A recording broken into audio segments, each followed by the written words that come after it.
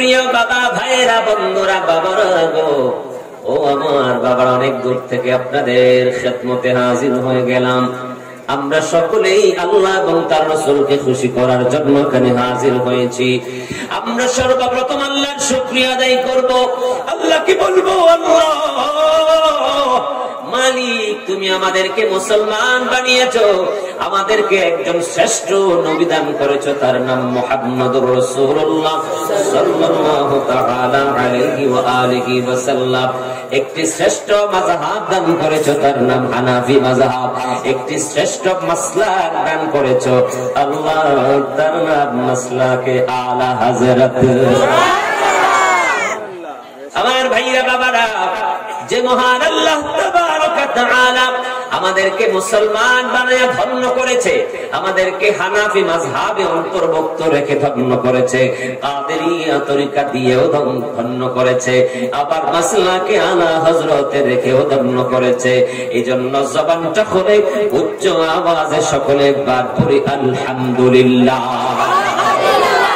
আমার প্রিয় ভাইরা বাবারা, আমাদের মতো অনেক মানুষকে আল্লাহ তাবারাকা তাআলা হানাফি মাযহাব দেয় নাই, কাদেরিয়া তরিকা দেয় নাই, মুসলমান বানায় নাই।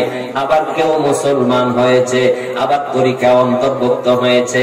কিন্তু আফসোস আফসোস আফসোস, আখিরি জামানার বাতিল ফিরকাদের সাথে মিশে মিশে তারা গোমরা পথভ্রষ্ট হয়ে গেছে।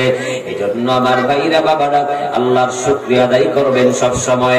আল্লাহ যে আমাদেরকে মুসলমান, সুন্নি মুসলমান বানিয়েছে। আমরা নবীর উম্মত, নবীর আশিক উম্মত। আমরা আউলিয়া কেরামদেরকে মহব্বত করি, ভালোবাসি, আমরা দরুদ ও সালাম পেশ করি। আল্লাহ তাবারাকা তাআলা যেন মরণ পর্যন্ত আমাদেরকে সুন্নিয়াতের উপরে ইস্তিকামত রাখে। একটা জবান বন্ধ হবে না, সবাই মিলে বলি আমিন। বেশুমার দরুদ ও সালাম আল্লাহর পেয়ারা নবী, নূর নবী, অদৃশ্যের খবরদাতা নবী, আমার ভাইরা নূরে মুজাসসাম, নূরুন আলা নূর, হযরত মুহাম্মদ মুস্তাফা আহমদ মুজতবা সাল্লাল্লাহু তাআলা আলাইহি ওয়া আলিহি ওয়া সাল্লামের উপর জবানটা খুলে উচ্চ আওয়াজে সকলে পড়ি আমিন। রহমতে আলম নূরে মুজাসসাম, রহমতে আলম নবী নূরে মুজাসসাম। সাহাবারা আতর বানায় ওই নবীজির ঘাম, আতর বানায় ওই নবীজির ঘাম। রহমতে আলম নবী নূরে মুজাসসাম। কি আমার থেকে শুনবেন না? আপনারাও পড়বেন। কি আমার থেকে শুনলে হবে? নবী কি আমার একা না সবার? নূরে মুজাসসাম রহমতে আলম নবী কি আমি একা না সবার? তো যার যার নবী সে পড়বে, আমার নবীর সন্তুষ্টি হাসিল করবে। সবাই জবান খুলে রহমতে আলম নূরে মুজাসসাম, রহমতে আলম নবী নূরে মুজাসসাম। সাহাবারা আতর বানায় ওই নবীজির ঘাম, সাহাবারা আতর বানায় ওই নবীজির ঘাম। চিনো জানো মানো কেমন আমার নবীজি, যাহার পাগল চন্দ্র সূর্য তারকারা। সুবহানাল্লাহ। চিনো জানো মানো কেমন আমার নবীজি, যাহার পাগল চন্দ্র সূর্য তারকারা। যে বাবা যাহার পাগল চন্দ্র সূর্য তারকারা, যে বাবা আরো শুনবানি সুন্দর কাহিনী, আরো শুনবানি বাবা সুন্দর কাহিনী। জান্নাতের ওই রোমে রোমে লিখা নবীর নাম, রোমে রোমে লিখা নবীর নাম। বলো রহমতে আলম নূরে মুজাসসাম, রহমতে আলম নবী নূরে মুজাসসাম। সাহাবারা আতর বানায় ওই নবীজির ঘাম, সাহাবারা আতর বানায় ওই নবীজির ঘাম। উসনুনে গন্নানা একটা খেজুর গাছের নাম, যাকে দৌড়ে খুতবা দিতেন রাসূল আকরাম। বলো উসনুনে উস্তনে হান্নানা একটা খেজুর গাছের নাম, যাকে ধরে খুতবা দিতেন রাসূল আকরাম। গাছটা নবীর বিরহে কাঁদিতে রহে, নবীর বিরহে গাছ কাঁদিতে রহে। হতবাক হইতেন যত সাহাবায়ে কেরাম, হতবাক হইতেন যত সাহাবায়ে কেরাম। সুবহানাল্লাহ বলবেন না? আল্লাহর নবী মুস্তাফা যখন ইন্তেকাল করলেন, একটা খেজুর গাছে ঢেলান দিয়ে দিয়ে আল্লাহর নবী সাহাবায়ে কেরামদেরকে খুতবা পড়ে শোনাতেন। নবী মুস্তাফা যখন ইন্তেকাল করলেন, দুনিয়া থেকে বিদায় হয়ে গেলেন, মসজিদে নববীতে সেই উস্তনে হান্নানা নামক গাছটা ছিল। সাহাবায়ে কেরাম দেখতেন আমার নবীর বিরহে ওই খেজুর গাছ গুনগুন গুনগুন করে কান্না করে। যেই খেজুর গাছের জবান নাই, যেই খেজুর গাছের কান নাই, যেই খেজুর গাছের আকল নাই, যেই খেজুর গাছের রূহ নাই, যেই খেজুর গাছের আত্মা নাই, যেই খেজুর গাছে মানুষের মতো কথা বলতে পারে না, যেই খেজুর গাছের চোখ নাই, চোখের পানিও নাই, কিন্তু আমার ভাইরা বাবারা বন্ধুরা, সেই উস্তনে হান্নানা নামক সেই বস্তু একটা গাছ আমার নবীর বিরহে কান্না করেছে। জোরে বলুন সুবহানাল্লাহ। এই জন্য কবি বলেছে উস্তনে হান্নানা একটা খেজুর গাছের নাম, যাকে ধরে খুতবা দিতেন রাসূল আকরাম। বলো যাকে ধরে খুতবা দিতেন রাসূল আকরাম। গাছটা নবীর বিরহে কাঁদিতে রহে, নবীর বিরহে গাছ কাঁদিতে রহে। হতবাক হইতেন যত সাহাবায়ে কেরাম, হতবাক হইতেন যত সাহাবায়ে কেরাম। বলো রহমতে আলাম নূরে মুজাসসাম, জবান খুলে রহমতে আলাম নূরে মুজাসসাম। সাহাবারা তোর বানায় ওই নবীজির গাম, সাহাবারা তোর বানায় ওই নবীজির গাম। বলো রহমতে আলম নবী নূরে মুজাসসাম, রহমতে আলম নূরে মুজাসসাম। সাহাবারা আতর বানায় ওই নবীজির গাম, সাহাবারা আতর বানায় ওই নবীজির গাম। সুবহানাল্লাহ। আমার প্রিয় ভাইরা বাবারা বন্ধুরা, কোরআনে পাকের আয়াত তেলাওয়াত করেছি সূরাতুন নিসা 6 নম্বর পারা 4 নম্বর পৃষ্ঠা। মহান রব্বুল আলামিন কালামে হাকিমে বলেছেন, ইয়া আইয়ুহান নাসু কদ জাআকুম বুরহানুম মির রাব্বিকুম ওয়া আনজালনা ইলাইকুম নূরাম মুবিনা। আল্লাহ এখানে ইমানদারদেরকে ডাক দেন নাই, আল্লাহ এখানে মানুষকে ডাক দিয়েছেন। আল্লাহ বলতেছেন, হে মানুষ সকলেরা, ইয়া আইয়ুহান নাস, হে মানুষ সকল, কদ জাআকুম বুরহানুম মির রাব্বিকুম, তোমাদের কাছে তোমাদের রবের পক্ষ থেকে বুরহান মানে দলিল এসেছে, দলিল এসেছে, দলিল এসেছে। সুবহানাল্লাহ। আল্লাহ পাক বলেছেন দলিল এসেছে, মানে এই বুরহান দিয়ে হলো আমাদের নবী মুহাম্মদুর রাসূলুল্লাহ সাল্লাল্লাহু আলাইহি ওয়াসাল্লাম। আল্লাহ আমার নবীকে কেন বুরহান বললেন, ইয়া আইয়ুহান নাস কেন বললেন, একটু তাৎপর্য শোনা দরকার, ভেদ শোনা দরকার। তাফসীরগুলো খুলে দেখুন, ওখানে লেখা রয়েছে ইয়া আইয়ুহান নাস, এজন্য বলেছেন আল্লাহর হাবিব বুরহান মানে হলো দলিল। বুরহান দলিল কেন বলা হলো, নবী মুস্তাফার চুল মুবারক থেকে নিয়ে পা মুবারক পর্যন্ত সমস্ত বডিটার মধ্যে মুআজিজা এবং অলৌকিকতা রয়েছে। চুল মুবারকের সুগন্ধ, জবান মুবারকের সুগন্ধ, চোখ মুবারক নবুয়তের চোখ, কান মুবারক নবুয়তের কান, দিল মুবারক নবুয়তের দিল, শরীর মুবারকের যে ঘাম মুবারক তাতে সুগন্ধ। নবী মুস্তাফার প্রস্রাব মুবারক যারা খেয়েছে জান্নাতি হয়ে গেছে। নবীর পায়খানা মুবারক দুনিয়ার কোন মানুষ দেখে নাই। নবী মুহাম্মদুর রাসূলুল্লাহ যখন পায়খানা মুবারক করতেন তো মাটি ফাঁক হয়ে যেত, ওই মাটি ফাঁক করে নবী মুস্তাফার পায়খানা গিলে ফেলতো। নবী মুস্তাফা যেই জমিনে প্রস্রাব পায়খানা করেছে সেই জমিনে পেট্রোল পাওয়া যায়, সেই জমিনে ডিজেল পাওয়া যায়, সেই জমিনে স্বর্ণ পাওয়া যায়। সেই জমিনকে হস্তগত করার জন্য আমেরিকা পর্যন্ত লোভী হয়ে গেছে। কি কারণ?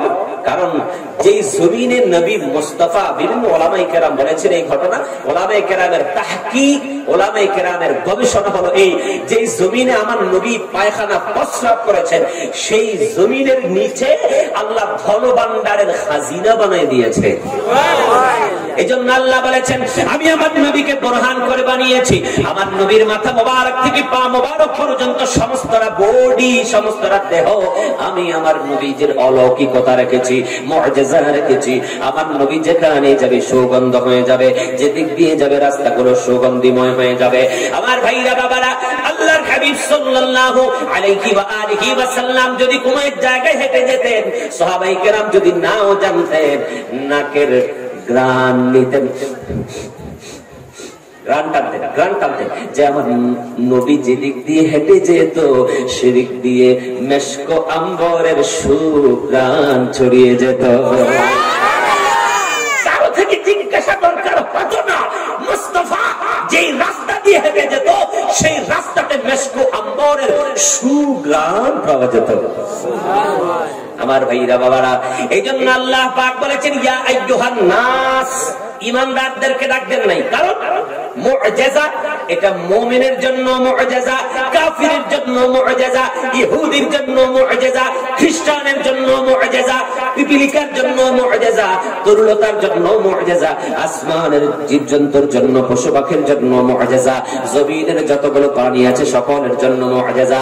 এজন্য আমার আল্লাহ বলেছেন হে মানুষ সকল, আমি আমার নবীকে পাঠিয়েছি তোমাদের কাছে শুধু মানুষের জন্য অলৌকিকতা দেখাবে না, বরং আমার যত সৃষ্টি রয়েছে সমস্ত সৃষ্টির জন্য আমার নবী অলৌকিক ক্ষমতা দেখাবে। আমার প্রিয় ভাইরা বাবারা বন্ধুরা, সিদ্দিক আকবরকে নিয়ে আল্লাহর নবী দুজাহানের বাদশা নবী হিজরত করে মদিনায় চলে যাচ্ছেন। মক্কা ছেড়ে মদিনায় রাস্তায় অনেক নবী মুস্তাফার পেটে ক্ষুধা চলে আসলো। খুঁজতে খুঁজতে খুঁজতে খুঁজতে খুঁজতে খুঁজতে একটা বাড়িতে গেলেন। ওই বাড়িতে তার স্বামী ছিলেন, একজন মহিলা ছিল, তার নাম উম্মে মা'বাদ। ডাক দিয়ে বললেন ওগো মহিলা, আমরা মুসাফির, পেটে অনেক ক্ষুধা, আমাদের পেটে অনেক ক্ষুধা, তোমার ঘরে কি কোনো খাবার আছে নাকি? বলেন না হুজুর, আমাদের ঘরে কোনো খাবার নাই। আরে মুসাফির, আজকে আমাদের ঘরে কোনো খাবার টাবার তো নাই। আমার নবী মুস্তাফা দেখতে পেলেন তার ঘরে একটা দুর্বল ছাগল মানে বকরি দেখা যায়। মুস্তাফা বলে হে আল্লাহর বান্দি, বলো বলো, তুমি যদি অনুমতি দাও এই দুর্বল ছাগলের বাচ্চা থেকে আমি দুধ দহন করব। এবার মহিলা ডেকে ডেকে বলে এ মুসাফির, কিভাবে সম্ভব? তার শরীরে তো গোশত নাই, মাংস নাই, শক্তি নাই, দুর্বল শরীর, সে আবার কিভাবে দুধ দিবে?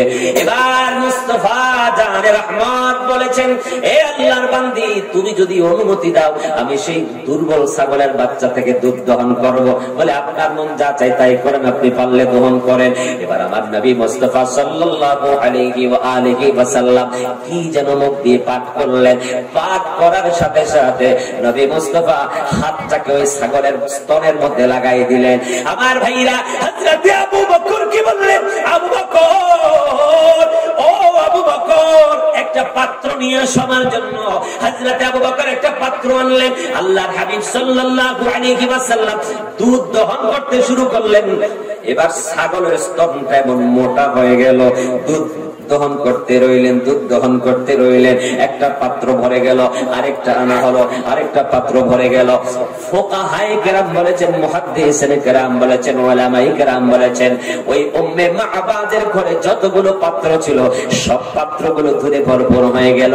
আমার নবী মুস্তাফা পান করলেন, হযরত আবু বকর পান করলেন, উম্মে মা'বাদ পান করলেন। আমার প্রিয় ভাইরা বাবারা, নবী মুস্তাফা চলে গেলেন। এবার ওই উম্মে মা'বাদের স্বামী চলে আসলো। স্বামী বলল ব্যাপার কি? ও বিবি, আজকে দেখি ঘরের মধ্যে দুধ কোত্থেকে আসলো, বললো আজীব এক কাজ কারবার হয়েছে আমার ঘরে। বলে কি হয়েছে? বলে দুইজন মুসাফির এসেছে, একজনকে মনে হয় মালিক হবে, আরেকজন মনে হয় গোলাম হবে। মালিকের চেহারা এত সুন্দর, সুবহানাল্লাহ। ওই মহিলা বুঝে গিয়েছে একজন হয়তো মালিক হবে, কেননা আমার নবীর চেহারা মোবারক এত সুন্দর। পূর্ণিমার রাতে 14 তারিখের রাত্রি বেলায় যদি চন্দ্র আকাশ উদিত হয়, আমার নবীর চেহারা মোবারক ওই 14 তারিখের পূর্ণিমার রাতের চাইতে আরো বেশি সুন্দর দেখা যেত। আব্দুল্লাহ ইবনে আব্বাস রাদিয়াল্লাহু তাআলা আনহুমা থেকে হাদিস, তিনি বলেন আল্লাহর হাবিব সাল্লাল্লাহু আলাইহি ওয়াসাল্লাম যখন আমার নবীকে যখন সুন্দর দেখাতো, তো 14 তারিখের পূর্ণিমার চাঁদ যখন উঠতো আমরা মিলাইতাম সাদৃশ্য করে দেখতাম। খোদার কসম ওই 14 তারিখের পূর্ণিমার চাঁদের চাইতে আমার নবীর চেহারা মোবারক আরো বেশি সুন্দর দেখা যাইত।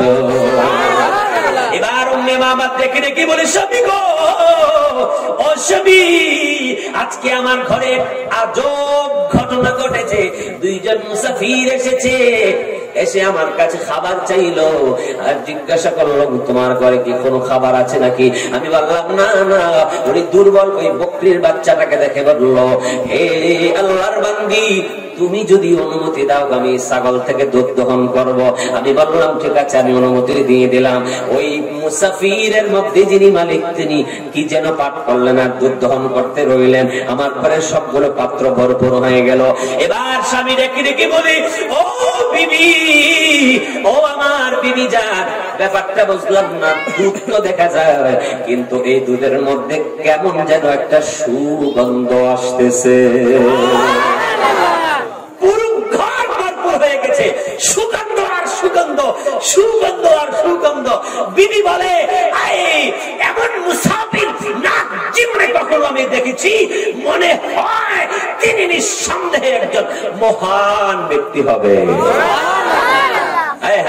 তো মুস্তাফার হাত যেখানে লেগেছে, মুস্তাফার নুরানি হাত যেখানে লেগেছে, দুর্বল ছাগলের বাচ্চা থেকেও কেজির কেজি লিটারের পর লিটার দুধ বের হয়ে এসেছে। আমার ভাইরা, নবীর ক্ষমতা দিয়েছেন কে? সেই ক্ষমতা দিয়েছেন কে?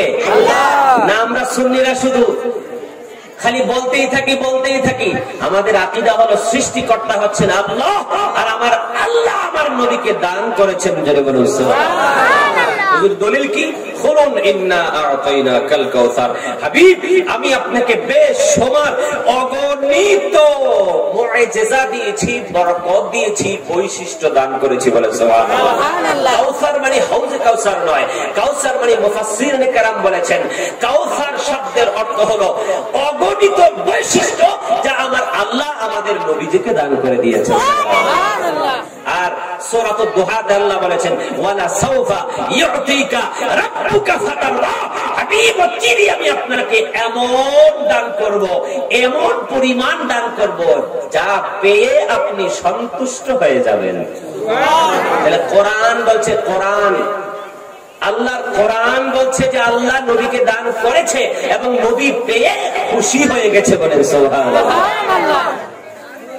আমার প্রিয় ভাইরা, বাবারা, বন্ধুরা, এজন্য আল্লাহ তাবারাকা তাআলা ইয়া আইয়ুহান নাস বলেছেন, হে মানুষ সকল, হে মানুষ সকল, হে মানুষ সকল। মুআজিজা আমার নবী দেখাবে শুধু তোমাদের জন্য না, মুআজিজা কাফিরদের জন্য দেখাবে। একবার আবু জেহেল, ভাইরা বাবারা, একবার আবু জেহেল এসে বলল, হে মুহাম্মদ, তুমি যদি সত্য নবী হও তাহলে আসমানের চন্দ্রকে দ্বিখণ্ডিত করে দেখাও। সুবহানাল্লাহ বলবেন না? আসমানের চন্দ্র কি আপনাদের এই নদীর পাড়ে আছে নাকি? এখান থেকে 1 কিলোমিটার দূরে নাকি? লাফ দিলে পাওয়া যায় না তো? বুখারী শরীফের হাদিস। ইমামে বুখারী হাদিস সংকলন করেছেন। ইমামে জালালউদ্দিন সুয়ুতী খাসাইসুল কুবরাতে হাদিস সংকলন করেছেন। সুবহানাল্লাহ। শোনো, আবু জাহেল বলে, মুহাম্মদ, তুমি তো নবী, তুমি দাবি করতেছো, তুমি আমাদের বাপদাদার ধর্মে চুনকালি মেখেছো, আমাদের মা বোনদেরকে কাফের মুশরিক বানাই দিছো, ওদেরকে মারার জন্য, হত্যা করার জন্য, তাদেরকে ধ্বংস করার জন্য বলতেছো। মোহাম্মদ দেখি তো তোমার রবের কি ক্ষমতা আছে, দেখি তুমি আকাশের চন্দ্রকে দ্বিখণ্ডিত করে দেখাও। আমার নবী মুস্তাফা জানে রহমত, নূরে মুজাসসাম, নূরুন আলা নূর, অদৃশ্যের খবরদাতা নবী আল্লাহ তাবারক ওয়া তাআলার দরবারে হাত তুললেন, মওলা আমি নবী তোমার সত্য নবী, আমার এই আঙ্গুলের ইশারায় তুমি ক্ষমতা দিয়ে দাও, মালিক আমি ইশারা করতেই যেন চন্দ্র দ্বিখণ্ডিত হয়ে হেরা পর্বতের দুই পাশে চন্দ্রের দুই টুকরা পার হয়ে যায়।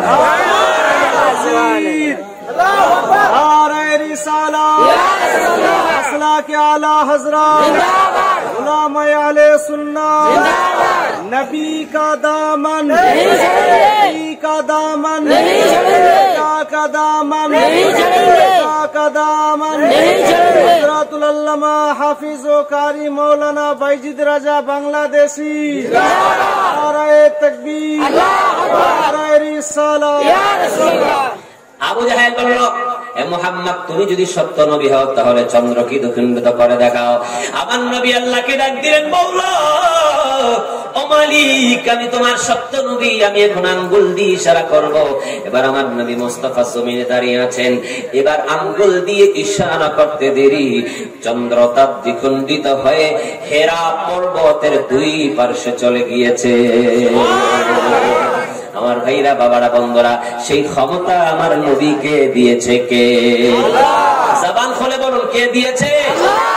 নবীর রওজা শরীফ আমার দেখা হলো না, নবীর রওজা শরীফ আমার দেখা হলো না, দিদার দাও গো শাহে মদিনা, দিদার দাও গো শাহে মদিনা।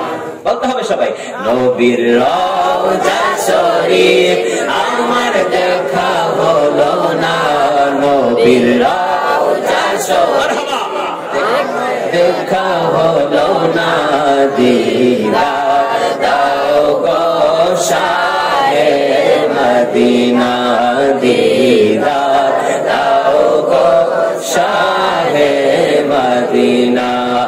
আরশের মেহমান করেছেন আল্লাহ, কত শান কত মান মোর কামলিওয়ালা, সুবহানাল্লাহ।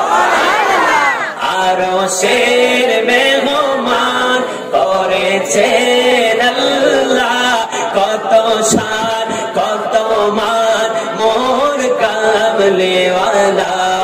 ওগো মদিনাওয়ালা করো করুণা, ওগো মদিনাওয়ালা করো করুণা, দিদার দাও গো শাহে মদিনা, দিদার দাও গো শাহে মদিনা। জলুন সুবহানাল্লাহ। জানি মুবারক দেখিলে এক নজর, নূরেতে ঝলমল করবে ভিতর, সুবহানাল্লাহ। জানি মুবারক দেখিলে এক নজর, নূরেতে ঝলমল করবে ভিতর। ও গৌরফুর রহিম করো করুণা, ও গৌরফুর রহিম কাছে ডেকে নাও না, দিদার দাও গো শাহে মদিনা, দিদার দাও গো শাহে মদিনা। নবীর রওজা শরীফ আমার দেখা হলো না, নবীর রওজা শরীফ আমার দেখা হলো না, দিদার দাও গো শাহে মদিনা, দিদার দাও গো শাহে মদিনা। পৃথিবীর যতখানে যত গিয়েছি কম বেশি তো দুঃখ পেয়েছি, ঠিক কিনা? এই যে আসলাম আজকে, বাপ রে বাপ, হ্যাঁ বাবা রে বাবা, একটু এদিক সেদিক হইলি তো 50 ফিট নিচে, কি বলে, যেখানে যাই একটু না একটু কষ্ট আছে। বাসে যান আর ট্রেনে যান আর যে কোনো ভাবে যান, একটু কষ্ট আছে না নাই? বিদেশে যারা কামাই করতে যায় 50,000 টাকা বেতন পায়, তাদেরও কিছু কষ্ট আছে না নাই? বিবি বাল বাচ্চারে দেখে না, ঠিক কিনা? 12 ঘন্টা ডিউটি করতে হয়, একটু পরে গেলে বেতন কাটে, কিছু না কিছু কষ্ট আছে। কিন্তু মদিনায় গেলে এমন শান্তি মিলে যা দুনিয়ার কোথাও মিলে না। এই জন্য শায়ের বলতেছে, পৃথিবীর যতখানে যত গিয়েছি কমবে শীত দুঃখ পেয়েছি, কমবে শীত দুঃখ পেয়েছি, রওজাতে গেলে দুঃখ থাকে না। সুবহানাল্লাহ।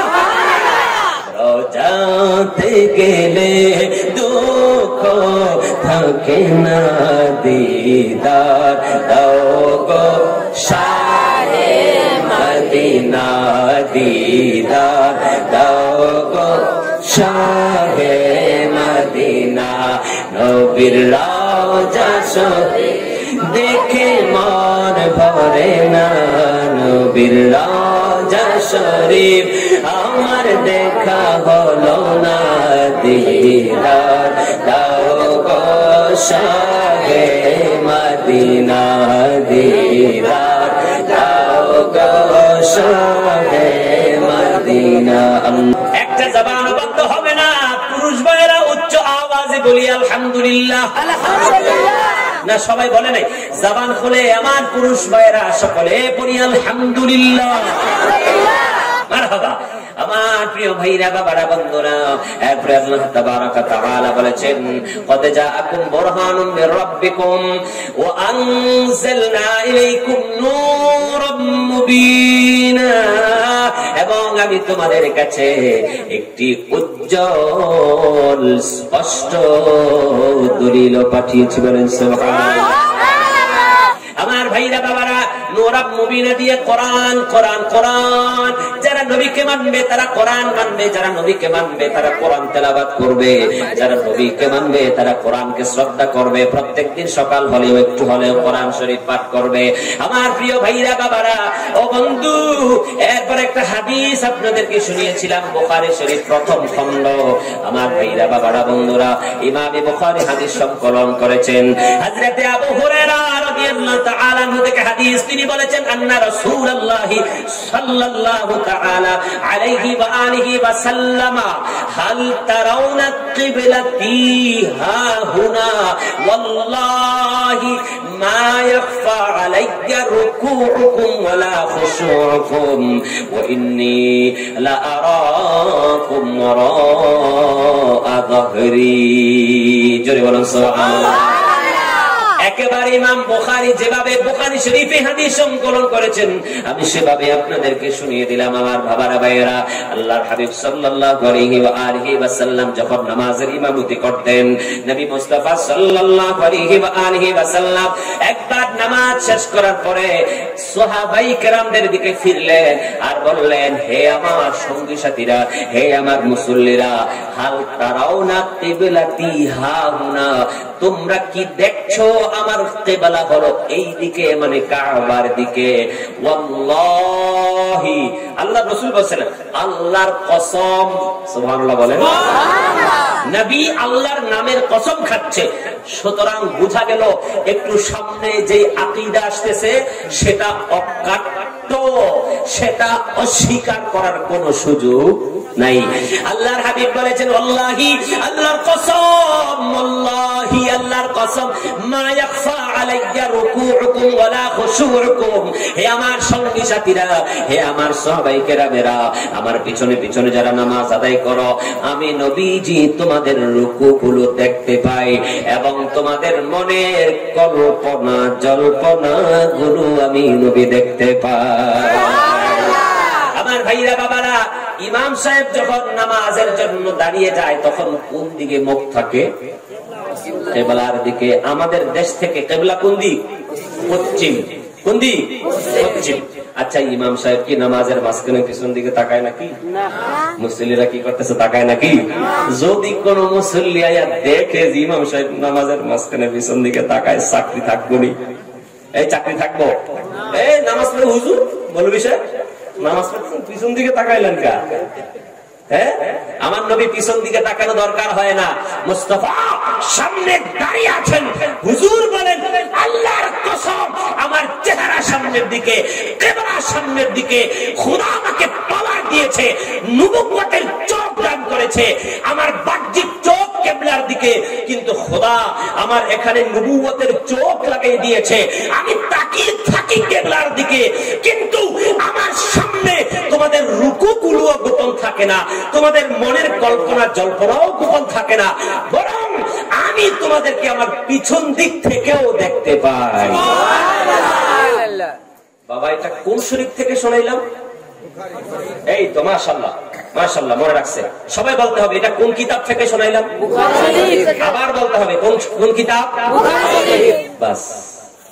কারণ আজকাল তো কিছু সহিহ হাদিস ওয়ালা বের হয়েছে, তো ঘোমটাওয়ালা হুজুর বিদেশ থেকে আইসে আবার কেউ কেউ ফতোয়া দেয়। জীবনেও মাদ্রাসায় পড়ে নাই, বাংলাদেশ থেকে কোন মতে জমি নিরাইয়া কিরাইয়া, জমি জমা খেত নেন, জমি জমা বাচ্চা টাচ্চা কোন মতে বিদেশ গেছে, গিয়ে ওখানে ঘোমটাওয়ালা হুজুরদের আস্তানায় বসছে। বাংলাদেশে আইসাই কয় মিলাদ কিয়াম হারাম। সহিহ হাদিসে নবীর কোনো ক্ষমতা নাই, নবীর কোনো ইজ্জত নাই, নবীর কোনো সম্মান নাই। নবী আমি যেমন, নবী তেমন। নাউজুবিল্লাহ বলবেন না? ওলি আল্লাহ বলতে কিচ্ছু নাই, ওলি আল্লাহদের মাজারে যাবার কোনো দরকার নাই। কোরআন হাদিসে তাদের ওখানে যাবার কোনো দলিল নাই। জোরে বলবেন না নাউজুবিল্লাহ? এটা আখিরি জামানা, এটা ফিতনার যুগ, এটা ঈমান বিধ্বংসীর যুগ। আল্লাহর হাবিব বলেছেন তাফতারিকু উম্মতি আলা 73 মিল্লাহ কুল্লুহুম ফিন-নার ইল্লা মিল্লাতান ওয়াহিদা। ক্বালু মান হিয়া ইয়া রাসূলুল্লাহ? ক্বালা মা আনা আলাইহি ওয়া আসহাবি আও কামা ক্বালা আলাইহিস সালাতু ওয়াস সালাম। ইমাম খতিব তিবরিজি মিশকাতের 30 নম্বর পৃষ্ঠাতে 3 থেকে 4টি হাদিসের হাওয়ালা দিয়ে হাদিস নকল করেছেন। আল্লাহর হাবিব বলেন, হে আমার উম্মতেরা, আমার উম্মতের মধ্যে আখিরি জামানায় 73 দল হয়ে যাবে, একটা দল জান্নাতি হবে, বাকি 72 দল জাহান্নামী হবে। খবরদার, খবরদার, আহলুস সুন্নাহ ওয়াল জামাতি মুফতির পর এই দলে থাইকো, তাহলে জান্নাত পাইবা। সুবহানাল্লাহ, আরো জোরে সুবহানাল্লাহ। মা আনা আলাইহি ওয়া আসহাবি, মারহাবা মারহাবা, মা আনা আলাইহি ওয়া আসহাবি। আল্লাহর হাবিব সাল্লাল্লাহু আলাইহি ওয়াসাল্লাম বলেন, আমার আকীদা অনুযায়ী যারা চলবে, আমার সাহাবায়ে কিরামের আকীদা অনুযায়ী যারা চলবে, তারাই জান্নাতে যাবে। আচ্ছা দেখি তো বাবা, এই হাদিসটাকে একটু দেখাই দেই। ইমাম বুখারী হাদিস সংকলন করেছেন। ইমাম বুখারী শরীফের প্রথম খণ্ড। হায় হায় হায়, হযরত আবু হুরায়রা হাদিস নকল করতেছেন। আল্লাহর হাবিব সাল্লাল্লাহু আলাইহি ওয়াসাল্লাম বলেন, আরে আমি সামনে থেকে তোমাদেরকে দেখতে পাই। প্রথম খণ্ড 102 নম্বর পৃষ্ঠা হাদিস কেনা রয়েছে। আরবি কিতাব, বাংলা কিতাব না। ওই যে বাংলা বাজারে, আপনাদের বাজারে কিছু বাংলা হাদিস আছে না, পাওয়া যায় না? বাংলানুবাদ, বাংলা বুখারী, মিশকাত, মুসলিমের বাংলা, এগুলো পাওয়া যায় না? পাওয়া যায়, কিন্তু এগুলো পড়বেন না। কারণটা কি? সমুদ্রের ডুবুরি ছাড়া সমুদ্রের তলদেশ থেকে মণিমুক্তা আনা যায় না। আপনি যদি না অনভিজ্ঞ হয়ে, অদক্ষ হয়ে যদি আপনি বলেন আমি নিয়ে আসবো, মাছে গিলে ফেলবে আপনাকে। কি করবে? গিলে ফেলবে। যারা এই কৌশল না জানে, যারা এই দক্ষতা না রাখে, তারা ওই সমুদ্রের তলদেশে যেতে পারে না। হাদিস অনুসরণ করা আমাদের কাজ নয়, আমাদের কাজ আলিমদেরকে অনুসরণ করা। আমাদের কাজ কি? আলিমদেরকে অনুসরণ করা। কয়েকটা হাদিস শোনাই দিই, তাহলে বুঝতে পারবেন। মিশকাতুল মাসাবিতে কিতাবুস সালাত, এক হাদিসে আল্লাহর হাবিব বলেছেন যে 33 বার সুবহানাল্লাহ পড়বে, 33 বার আলহামদুলিল্লাহ পড়বে, 33 বার আল্লাহু আকবার পড়বে। আবারই একটু পর আবার হাদিস আসতেছে, আল্লাহর হাবিব বললেন 33 বার সুবহানাল্লাহ পড়বে, 33 বার আলহামদুলিল্লাহ পড়বে, 34 বার আল্লাহু আকবার পড়বে। দুটোটাই নবীর হাদিস, কোনটা মানবেন? না, আপনি বুঝবেন কিভাবে? সাধারণ মানুষ বুঝবে কিভাবে? একই গ্রন্থে কিতাবুস সালাতে কয়েকটা হাদিস আছে, আপনি কোনটা মানবেন? আপনি কিছুই বুঝবেন না। তো আপনি কোনটার উপরে আমল করবেন, এই আমল করার জন্য মাযহাব মানতে হবে। কি মাযহাব মানতে হবে? মাযহাব মানতে হবে। মাযহাবের ইমামগণ শুধু মিশকাত করে নাই, মাযহাবের ইমামগণ শুধু বুখারী মুসলিম করে নাই, ইনিরা লক্ষ লক্ষ হাদিসের হাফিজ ছিল। বলেন সুবহানাল্লাহ। ইনিরা নামাজ সংক্রান্ত হাজারো হাদিস জানতেন, মাসালা রোজা সংক্রান্ত হাজারো হাদিস জানতেন, পাগড়ি সংক্রান্ত হাজারো হাদিস জানতেন, তাশাহুদ সংক্রান্ত হাজারো হাদিস জানতেন, সকালে কি দোয়া হাজারো হাদিস জানতেন। এই জন্য আমাদের জন্য হাদিস অনুসরণ নয়, আমাদের জন্য মাযহাব অনুসরণ। বলেন সুবহানাল্লাহ। আমার ভাইরা, হযরত আবু হুরায়রা বলে আমাদের কাছে আল্লাহর হাবিব সাল্লাল্লাহু আলাইহি ওয়াসাল্লাম বলেছেন, আমি সামনের দিকে তাকিয়ে থাকি কিন্তু তোমাদেরকে আমি পিছন দিক থেকেও দেখতে পাই। এবার মুস্তাফাকে জিজ্ঞেস করেন, ইয়া রাসূলুল্লাহ, ইয়া হাবিবাল্লাহ, আপনি কিভাবে দেখতে পান? নবীজি বলে, আমাকে আল্লাহ ক্ষমতা দিয়েছে। হে আমার সাহাবায়ে কেরাম, তোমরাও আকীদা পোষণ করো যে আমি নবী সামনে তাকিয়ে থাকি, পিছনে তোমরা কি করো আমি দেখতে পাই। সুতরাং বোঝা গেল নবী এবং নবীর সাহাবীদের যে আকীদা এবং আমল, সেই দলটাই জান্নাতি। বলেন না, সেই দলটাই কি জান্নাতি? জান্নাতি। আমার ভাইরা, বাবারা, বন্ধুরা, এইজন্য আহলুস সুন্নাহ ওয়াল জামাতে আমরা থাকবো এবং আমাদের বাচ্চা কাচ্চা যারা আছে এদেরকে আহলুস সুন্নাহ ওয়াল জামাতের আকীদার মধ্যে রাখবো। কেউ যদি আপনারা আমাদের মধ্যে আপনাদের সন্তানরা ইউনিভার্সিটি পড়তে যায় না, ইউনিভার্সিটিতে বিভিন্ন জায়গায় দূরে দূরে চলে যায়, কলকাতা বা চেন্নাই, বেঙ্গালুরু ইত্যাদি যায় না, যায় না, কেউ আবার বিদেশেও যায় আপনাদের সন্তানেরা। কেউ খবরদার, তাদের দিকে নজর রাখেন, তাদের দিকে নজর রাখেন। তারা ওই বাতিল ফেরকার আলেমদের ফান্দে করে কিন্তু ইমান বিক্রি করে চলে আসবে, ইমান বিক্রি করে চলে আসবে। এজন্য তাদের ব্যাপারে সজাগ থাকতে হবে। আল্লাহ আমাদেরকে তৌফিক দান করুন। চিৎকার মেরে বলি আমিন, আমিন, বলি আমিন। আমার প্রিয় ভাইরা, বাবারা, বন্ধুরা, হাদিসে পাক আপনাদেরকে শোনায় দেই। আমার প্রিয় প্রিয় মুসলমান ভাইরা, মনোযোগের সাথে শুনতে হবে। আমার প্রিয় মুসলমান ভাইরা, হুদায়বিয়ার সন্ধিতে আল্লাহর নবী মুস্তাফা যখন মক্কা বিজয় মক্কাতে উমরা করার জন্য যাচ্ছিলেন, এবার মক্কার কাফির মুশরিকেরা জানতে পারলো যে মুহাম্মদ সাল্লাল্লাহু আলাইহি ওয়াসাল্লাম মক্কা শরীফে উমরা করতে আসতেছে, আমরা কখনোই তাকে আসতে দেব না। আমার ভাইরা, বাবারা, বন্ধুরা, মক্কার ঘর হলো আল্লাহ, কিন্তু আমার নবীকে আসতে দিতে যাচ্ছে না। এবার হুদায়বিয়া একটা জায়গার নাম, ওখানে আমার নবী বসে গেলেন। একজন দূত পাঠিয়ে দিলেন, হে মক্কার কাফির বেঈমানেরা, আমি নবী তোমাদের সাথে যুদ্ধ করতে আসি নাই, আমি নবী তোমাদের সাথে ঝগড়া করতে আসি নাই, আমি শুধুমাত্র 3 দিন সময় চাই, আমি আল্লাহর ঘরটা তাওয়াফ করব এবং উমরা করে আবার পুনরায় মদিনায় ফিরে যাব। আমাদের সাথে তরবারি থাকবে না, শুধুমাত্র ছোট একটা খঞ্জর থাকবে। এবার মুশরিকদের মধ্য থেকে একজন দূত আসলো। আমার ভাইরা, বাবারা, বন্ধুরা, সমঝোতা হয়ে গেল। আমার ভাইরা, বাবারা, উমরা না করে চলে গেল, কিন্তু সন্ধি হয়ে গেল। 10 বছরের একটা সন্ধি হয়ে গেল। এর মাধ্যমে ইসলাম অনেক এগিয়ে গেল। আমার ভাইরা, বলতেছিলাম ওই হুদায়বিয়ার সন্ধির যখন হয়ে গেল, আমার ভাইরা, সাহাবায়ে কেরাম আলাইহিম রিদওয়ান আল্লাহর হাবিবের কাছে এসে বললেন, ইয়া রাসূলুল্লাহ, ইয়া হাবিবাল্লাহ, ও দয়াল নবীজি, আমরা এত উত্তপ্ত রৌদ্রের মধ্যে পানি পান করতে করতে করতে করতে আমাদের পানির মশকে আর পানি নাই, আমাদের পানির পাত্রে পানি নাই, জিহ্বা শুকিয়ে গেছে, আমরা তৃষ্ণার্ত হয়ে গেছি, আমরা তৃষ্ণার্ত হয়ে গেছি। ইয়া রাসূলুল্লাহ, কিছু করেন। ও দয়াল নবীজি, মায়ের নবী, আপনি আমাদের জন্য কিছু করেন। পানি পাই না, পানি খেতে পারি না, জিহ্বা শুকিয়ে গেছে। এবার আল্লাহর হাবিব সাল্লাল্লাহু আলাইহি ওয়াসাল্লাম ডেকে ডেকে বলেন, আসো, কার পিপাসা লেগেছে আসো, কার তৃষ্ণা লেগেছে আসো। এবার আমার নবী মুস্তাফা সাল্লাল্লাহু আলাইহি ওয়াসাল্লাম একটা পানির পাত্র আনালেন, ওই পানির পাত্রের মধ্যে হাতটা প্রবেশ করালেন। আমার ভাইরা, বাবারা, বন্ধুরা, এবার আমার নবীজি ওই পানির পাত্রের মুখটাকে খুলে দিয়ে, মুখটাকে ঢেলে দিয়ে বললেন, কার পানি দরকার চলে আসো। আমার ভাইরা, বাবারা, বন্ধুরা, সমস্ত সাহাবায়ে কেরাম পানি পান করলেন, পানির মশকে পানি ভর্তি করলেন। আমার ভাইরা, ওই পানির পাত্রে আগে যতটুকু পানি ছিল, পুনরায় ততটুকু পানি বিদ্যমান রয়ে গেল। হায় হায় হায় হায়, মুস্তাফার হাত মুবারকের কি মুআজিজা! এজন্যই তো আল্লাহ তাবারাকা তাআলা আমার নবীকে বলেছেন বুরহান। আমার নবীর চুল মুবারকে মুআজিজা, আমার নবীর কান মুবারকে মুআজিজা, আমার নবীজির চোখ মুবারকে মুআজিজা, আমার নবীজির জবান মুবারকে মুআজিজা, আমার নবীজির থুতু মুবারকে মুআজিজা, আমার নবীজির ঘাম মুবারকে মুআজিজা, আমার নবীজির নখ মুবারকে মুআজিজা, আমার নবী মুস্তাফা সাল্লাল্লাহু আলাইহি ওয়া আলিহি ওয়াসাল্লামের প্রস্রাব এবং পায়খানা মুবারকে মুআজিজা রয়েছে। আমার প্রিয় ভাইরা বাবারা, এমন নবীর উম্মত পেয়ে আমরা খুশি না বেজার? এমন নবীর উম্মত হয়ে আমরা খুশি না বেজার? আমার ভাইরা বাবারা, বন্ধুরা, মক্কা শরীফ দিয়ে একটি কাফেলা রওনা হয়ে গেল। কাফেলা ওয়ালাদের কাছে পানি। এটা মুসলিম শরীফ আল্লামা রুমি রাহমাতুল্লাহ আলাইহি লিখেছেন। আল্লামা রুমি রাহমাতুল্লাহ আলাইহি মুসনাদ শরীফে এই ঘটনা লিখেছেন। নবী মুস্তাফা সাল্লাল্লাহু আলাইহি ওয়াসাল্লামের জায়গা দিয়ে গমন করতেছেন, ওখানে একটা কাফেলা গন্তব্যস্থলে ফিরে যাচ্ছে। হঠাৎ করে তাদের কাছে পানি শুকিয়ে গেল।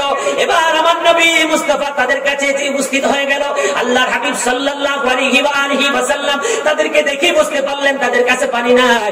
বললেন, যাও যাও, ওই যে একটা পাহাড় দেখা যায়, ওই পাহাড়ের পিছন দিয়ে একটা কালো হাবশী গোলাম চলে যাচ্ছে, তার কাছে একটা পানির মশক রয়েছে, তার কাছে একটা পানির পাত্র রয়েছে। এবার চলে গেল ওই কালো হাবশী গোলামের কাছে, গিয়ে বলল, আমাদেরকে মদিনার তাজদার, ওই জাহানের সরদার, নূরে মুজাসসাম, নূরুন আলা নূর, অদৃশ্যের খবরদাতা নবী হযরত মুহাম্মদ মুস্তাফা সাল্লাল্লাহু আলাইহি ওয়াসাল্লাম পাঠিয়েছে, তোমার কাছে নাকি পানির পাত্র আছে।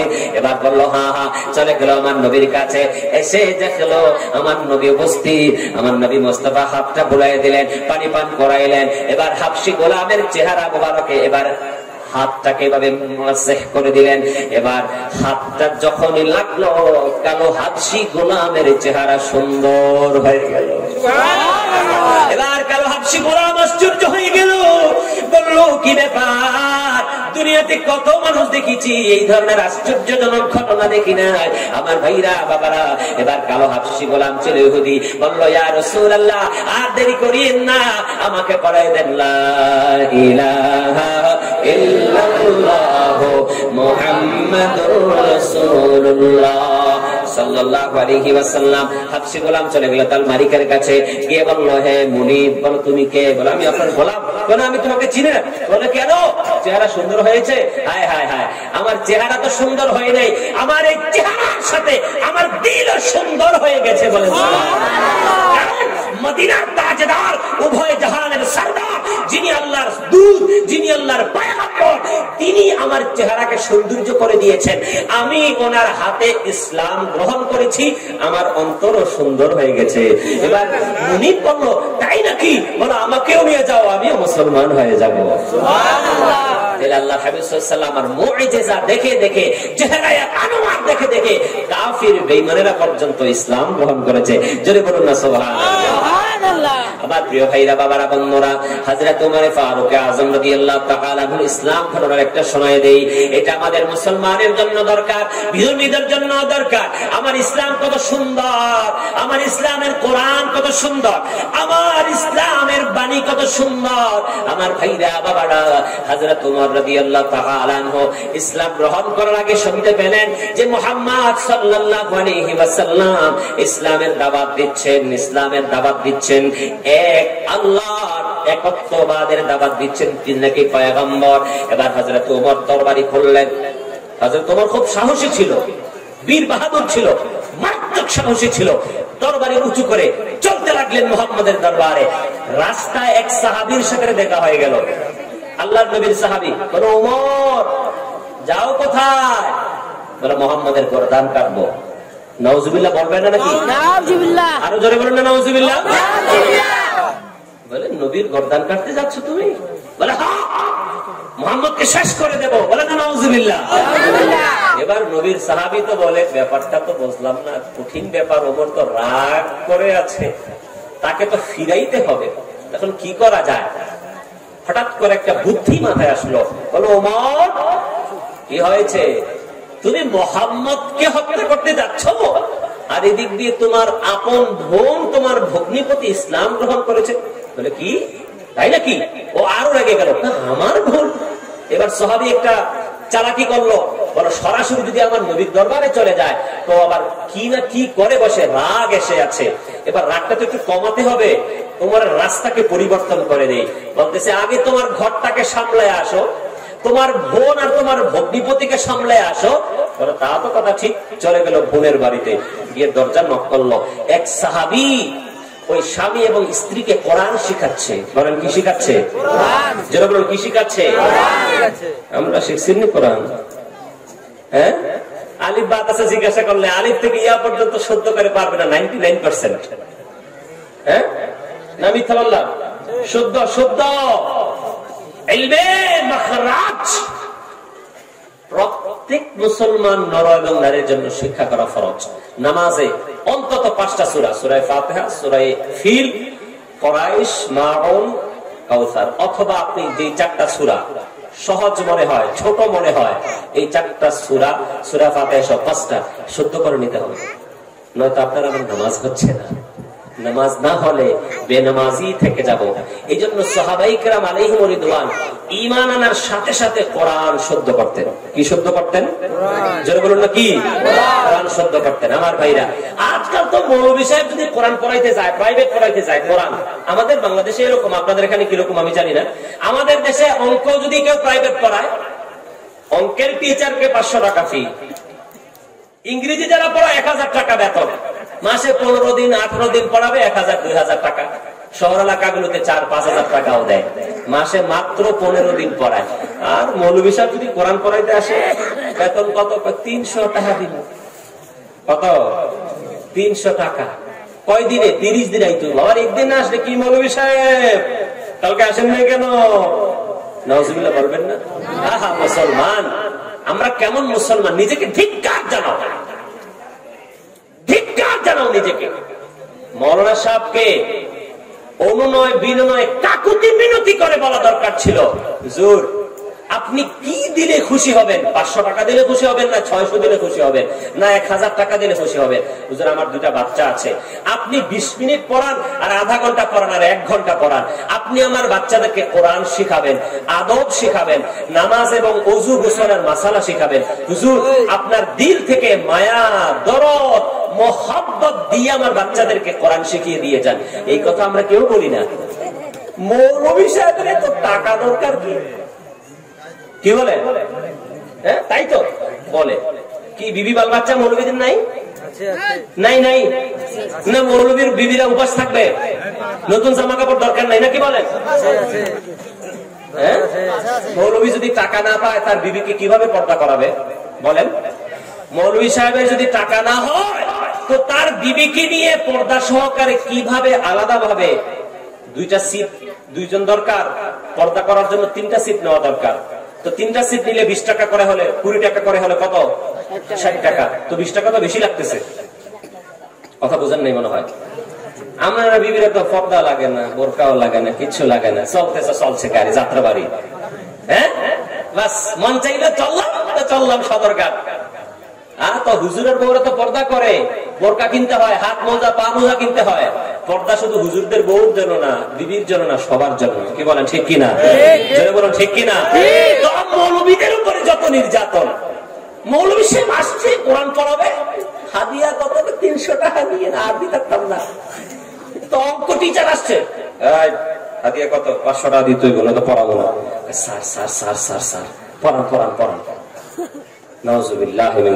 মুসলমান কি জবাব দেবো হাসরের দিন বলেন তো? আল্লাহর হাবিব যদি জিজ্ঞাসা করে, কোরআন শেখানোর জন্য তুমি পয়সা ব্যয় করো নাই, কোরআন শেখানোর জন্য তুমি হুজুরের কাছে অনুনয় বিনয় করো নাই, মৌলভী সাহেবের কাছে গিয়ে তোমার বাচ্চাটাকে পড়াও নাই, আলাদা ভাবে তাকে আলাদা বাড়িতে এনে মৌলভী সাহেবকে দিয়ে পড়াও নাই, আহা দুনিয়ার সব পেয়েছো, জমি জামা ভালো, পোশাক আশাক ভালো, ঘরে খাবার দাবার ভালো, বাচ্চা বিদেশে গেছে ভালো, বাবা পেট ফুলে খাইয়ে মোটা সোটা হয়ে আসছে, ওইটা তো ভালোই করেছো, কোরআন শিখাইলা না, নামাজ শিখাইলা না। আরে মুসলমান, আল্লাহ আমাদেরকে বোঝার তৌফিক দান করুন, আমিন বলেন। কিছু গুরুত্বপূর্ণ কথা বললাম, ঠিক কিনা? কিছু গুরুত্বপূর্ণ কথা বললাম। এবার হযরত ওমর তার বোনকে ডাক দিলেন বাইরে দরজা থেকে, দরজা খুললেন। এবার হযরত ওমরের বোন বলল, হে ওমর ভাইজান কেন এসেছেন?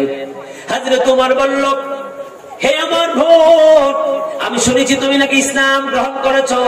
এবার হযরত ওমরের বোন বলল, হে ওমর তোমার কাছে যদি তোমার ধর্মের চাইতে আরো কোন উত্তম ধর্ম থাকে তুমি কি মানবা না? এবার হযরত ওমর একটা আঘাত করলেন, হযরত ওমরের মন ব্যথা পেয়ে গেলেন। এবার হযরত ওমরের ভগ্নিপতি আসলেন, তাকেও আঘাত করলেন। এবার দেখতে পেলেন আল্লাহর নবীর সাহাবী কোরআন পড়াচ্ছে, কোরআন সূরাতুত তাহা থেকে ওই স্বামী এবং স্ত্রীকে কোরআন শেখাচ্ছে। তাহা মা আনজালনা আলাইকাল القرآن لتشقى إلا تذكرة لمن يخشى تنزيلا ممن خلق الأرض والسماوات العلى الله أكبر বলে আমি দেখতে চাই, ওইটা ধরতে চাই, আমি পড়তে চাই।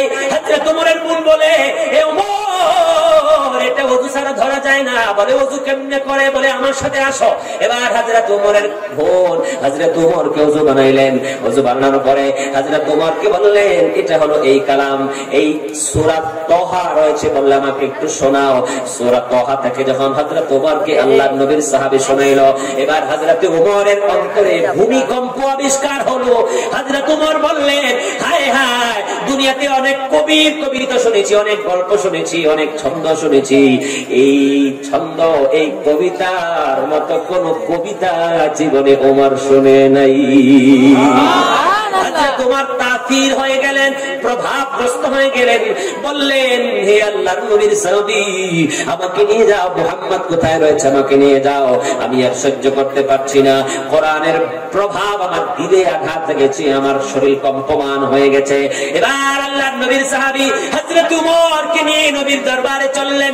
নবী মুস্তাফা জানে রহমত একজন সাহাবীর ঘরে বসে দরজা বন্ধ করে নবীজি সাহাবায়ে কেরামদেরকে শিক্ষা দিচ্ছেন। সুবহানাল্লাহ। দেখছেন নাকি নবী খালি দিনের দাওয়াত দিয়ে বসে আছে ঘরে, ঘুমায়, ঘরে বসে বসে ঘুমায় নাকি? হযরত ওমর দরজায় নক করলেন, ভিতর থেকে জিজ্ঞেস করলেন কে? ভিতর থেকে কে? বলেন ওমর। এবার সাহাবায়ে কেরাম ভয়ে কাঁপতে শুরু করলেন। বাবা, ওমর চলে এসেছে। আল্লাহর হাবিব বলেন ভয় পেও না, ভয় পেও না। হযরতে আব্বাস রাদিয়াল্লাহু তাআলা আনহু এবার জিজ্ঞাসা করলেন ওমর, ইয়া রাসূলুল্লাহ, ইয়া হাবিবাল্লাহ, আপনি যদি অনুমতি দেন আমি ওমরের সাথে লড়াই করব। আল্লাহর হাবিব তো জানে ওমর আমাকে হত্যা করতে আসে না, ওমর আজকে আমার হাতে হাত দিয়ে মুসলমান হয়ে যাবে। আমার ভাইরা বাবারা, আল্লাহর হাবিব বললেন দরজা খুলে দাও, ওমরকে আমার কাছে আসতে দাও। হযরত ওমর আসলেন। আমার নবী হযরত ওমরকে দেখা মাত্রই বললেন ওমর, ওমর আর কত দেরি করবা, আর কত দেরি করবা, আসো আসো আমার হাতে হাত দিয়ে কলেমা পড়ে মুসলমান হয়ে যাও। আর কোন প্রশ্ন করেন নাই, সাথে সাথে নবীজির হাতে হাত মোবারক দিয়ে ওমর কলেমা পড়ে মুসলমান হয়ে গেছে। তাহলে বোঝা গেল কোরআন তেলাওয়াতের প্রভাব আছে না নাই? জোরে বলুন আছে না নাই? এই জন্য আমরা কোরআন পড়তে চাই কি চাই না? জোরে বলুন চাই কি চাই?